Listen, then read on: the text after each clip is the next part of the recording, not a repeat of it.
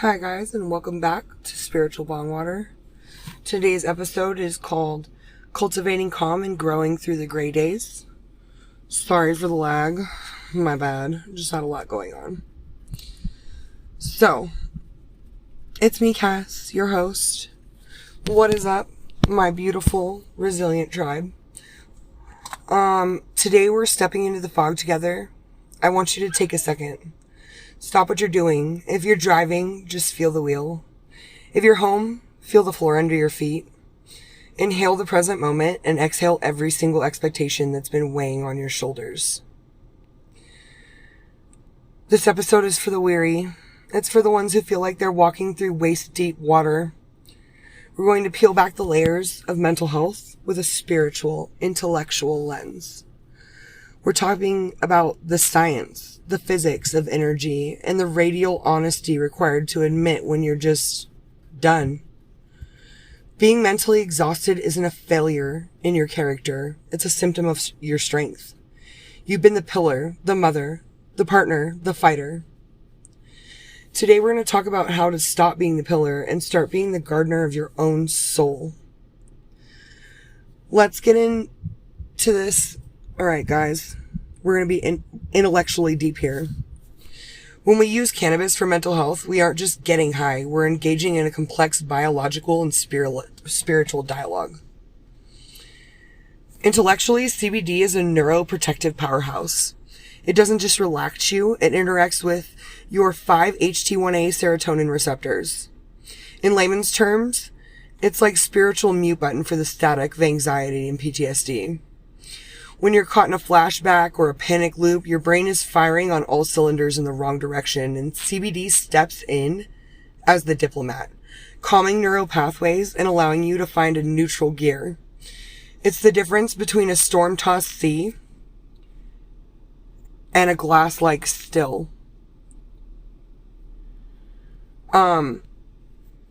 THC is a cognitive dimmer.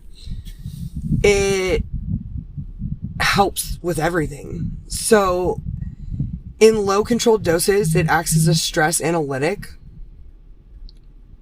It lowers your subjective response to the world's chaos. Spiritually, it shifts your frequency.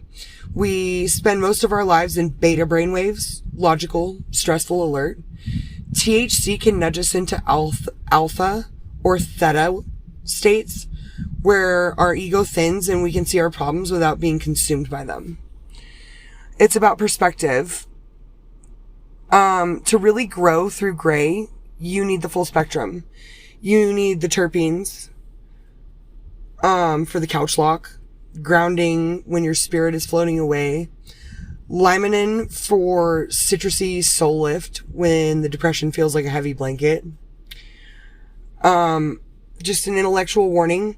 We have to be honest. Overconsumption isn't cultivation. It's avoidance. If we flood our endocannabinoid system with the high potency THC constantly, our brain's natural bliss molecule, anandamide, stops producing. This leads to the gray getting darker. Use the plant to open the window, not to board it up. So let's talk about energy economy. This is where most of us go broke.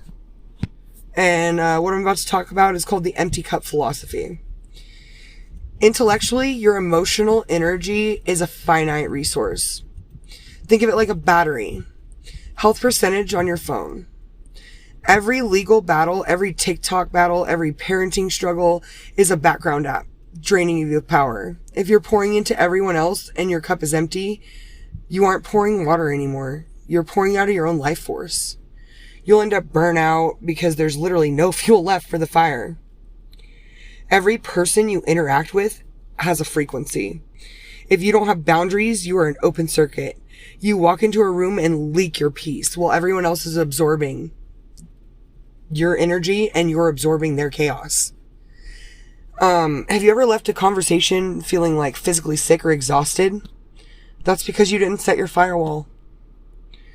For those of us healing from trauma, confrontation is a literal system overload. It triggers adrenaline glands and sends us into survival mode.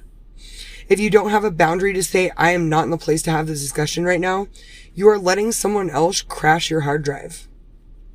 Setting a boundary is the highest form of self-care.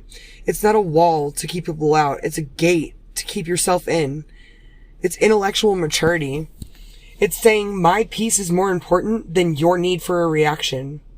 Protect your energy like it's the last drop of water in the desert. So how do we cultivate calm? It's through the rituals that make us human again.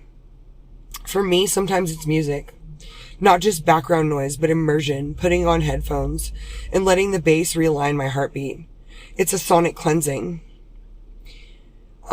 Movement and meditation, whether it's the flow of yoga, the precision of darts, there are flow state activities. When I'm at the dartboard, the world disappears. It's just me and the dart and the target. That's the focus, and it's a spiritual reset. It's proof that you can still hit a mark, even when things feel shaky. Spiritual baths. This is where the witchy side comes out. A bath isn't just for cleansing the body. It's for stripping the day off your spirit. Salt, herbs, candles. It's an intentional act of saying, I'm reclaiming my space. There's also no contact sanctuary. Like, for me, I have days where I don't speak, I don't text, I don't post, I don't shut the social static off. Like, I literally ignore everything. I need to hear my own voice again. It's okay to take a day to handle your own emotions without the world's impact. We forget the power of physical grounding. Sometimes the most intellectual thing you can do is stop thinking and start feeling. When you get your hair rubbed, or a hug, or physical touch from anyone who matters to you, it signals your nervous system to drop the armor. It's the safest place in the world, and we all need that harbor.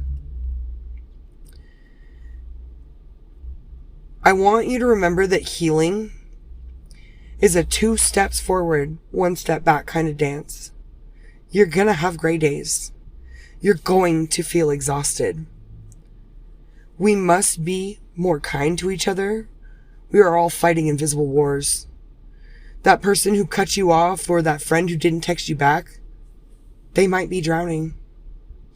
Lead with grace, and don't let their drowning pull you under. Treat your mental health check-ins like a court-ordered appointment. You wouldn't skip out on a judge, so don't skip out on yourself. You are the only one you've got. Stay humble. Stay kind. Stay true to yourself. Remember that even in the grayest of days, there could be no light without the darkness. You really just have to get to a point where choose yourself. Know your triggers. Know your things that are calming. Know the place that you want to be in life and set goals. Set your goals for your mental health as one step every day. Today, I choose. Set your intentions. And on top of that, the pagan in me wants to tell you guys, sage your house, sage yourself, cleanse your spirit and cleanse your environment. Keep stones around that dissuade negative energy. Black kyanite, tiger's eye, obsidian, all of those repel energy. On top of that, meditation is a really good tool. It literally will help you focus and keep your mind right. On top of that, make sure that you keep your altar clean. Not just your physical altar, your spiritual and mental altar. Make sure that you get rid of things that don't belong, that don't bring you any kind of contentment or positivity. Make sure that you choose what you know is good for your soul, and your mental health. Mental health is so serious, and it's such a difficult topic because people think that it's funny or a joke or, you know, just made up as an excuse for people to behave or react certain ways. And it's not. Like, you are more than the things that have happened to you, but those things do matter. So, the last thing I'm going to say today is,